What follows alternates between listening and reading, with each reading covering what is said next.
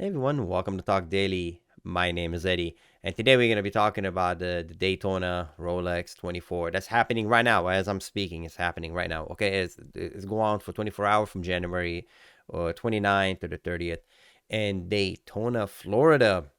And hey everybody in Florida, how you doing? Um, anyway, so this article I think it's really neat, and I'll have a link to this article in the description below.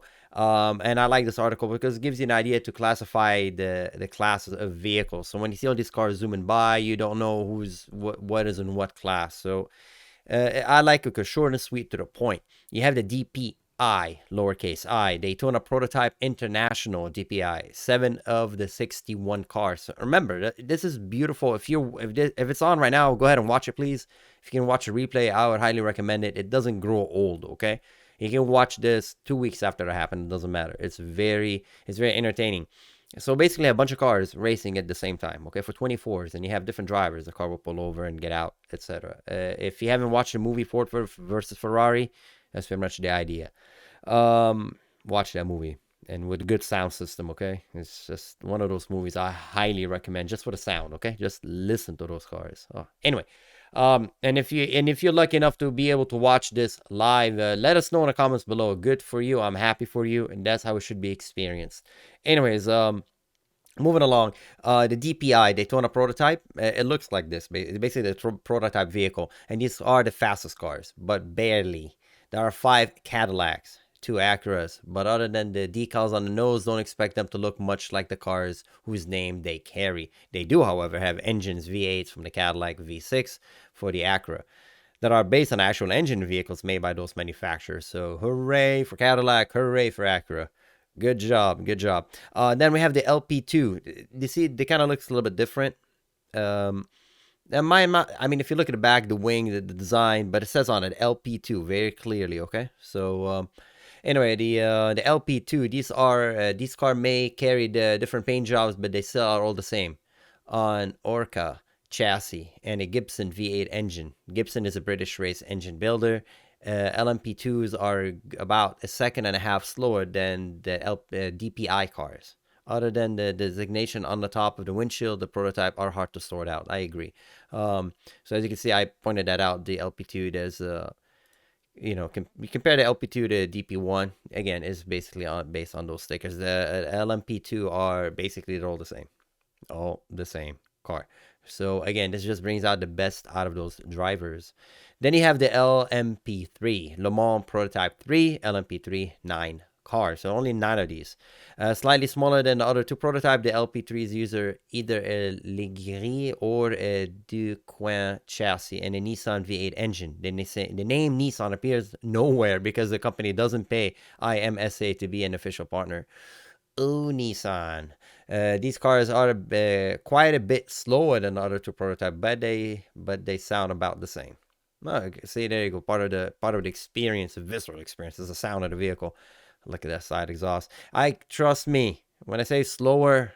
Do not underestimate how fast this vehicle is. Okay, if you never had the chance to go and see those things in action, we have what I live Long Beach Grand Prix.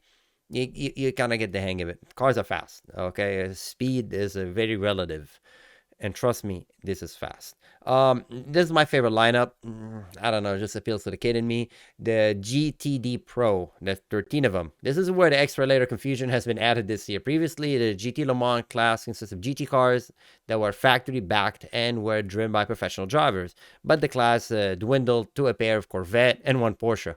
Corvette is amazing. So it was replaced by the GTD Pro class, which has a factory backing and mostly professional drivers, but unlike GT Le Mans, the cars are now exactly the same at GT Daytona class, which is populated by mostly amateur drivers. Yay, go amateur drivers. If you're watching one of them, I'm behind you all the way. GTD Pro GTD Pro cars include the Porsche 911, Porsche CR8, beautiful. Lexus RCF, oh my god, Mercedes-AMG, Aston Martin, Vantage, BMW M4, Lamborghini Huracan.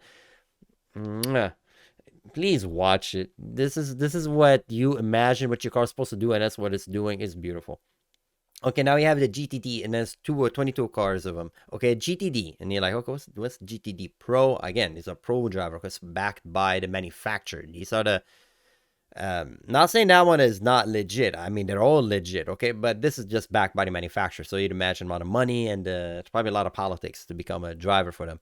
GTD 22 car. GTD is always the largest class because it consists of cars sold to consumer as turnkey race cars and driven largely by non-professional racers. Go for the non-professional racers. Drivers in all classes are rated bronze, pure amateur. I am probably iron, not even bronze. Silver, amateur in theory. You know what? I'll take amateur in theory. I'll take silver. Gold, professional, and platinum, the top pros. Platinum and gold drivers are allowed in GTD, but no more than 2 per car in driver lineup of 4 drivers. You have 4 of them. GTD cars consist of the above makes plus the McLaren. So you have the above makers, where we mentioned the Porsche, the Corvette, the Mercedes, the Aston Martin, the Lamborghini, and then you have the McLaren, the Acura, and the Ferrari 488. McLaren, I say McLaren for 720S, Acura, and SX. What else, right? Yeah, that's only Acura. And Ferrari 488. In the row before the 24 test last week, some of the fastest cars in the 2 classes were GTD series. There you go. Some of the fastest cars were GTD. So I don't know what the reason might be. I will leave it up to you guys to figure out. But again, if this is on where you can watch it, please go ahead and do watch it. It's fantastic race. It's very entertaining and goes on for a long period of time, and it's just beautiful. I mean, those lights are functional. All these things are functional because they do race at night, and there's 4 drivers.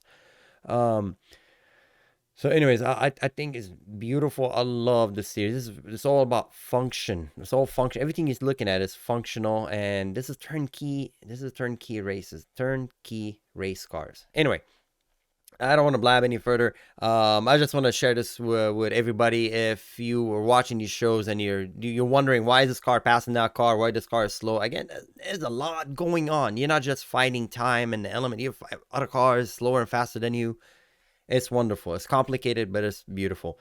Anyways, and as always, hopefully all the drivers make it safe because it's a very dangerous sport. So, have fun if you're watching it, and as always, take care. And thanks for watching. I'll see you next time. Bye bye.